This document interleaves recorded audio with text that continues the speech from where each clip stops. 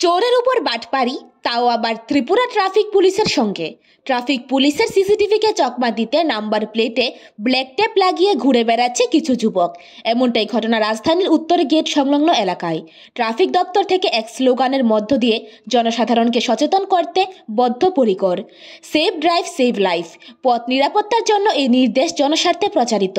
এরপরেও ট্রাফিক দপ্তরকে বৃদ্ধাঙ্গুষ্ঠ দেখিয়ে তোয়াক্কা না করে ঘুরে বেড়াচ্ছে কতিপয় কিছু যুবক। রাজধানীর উত্তর গেট ট্রাফিক পয়েন্ট থেকে এক বাইক চালক ব্যক্তির হেলমেট না থাকার কারণে ট্রাফিক পুলিশের ধাওয়া করলে সজোরে বাইক চালিয়ে পালিয়ে যাওয়ার চেষ্টা করে ব্যক্তিটি। পুলিশের প্রচেষ্টায় হেলমেটবিহীন যুবককে আটক করে ট্রাফিক পুলিশ।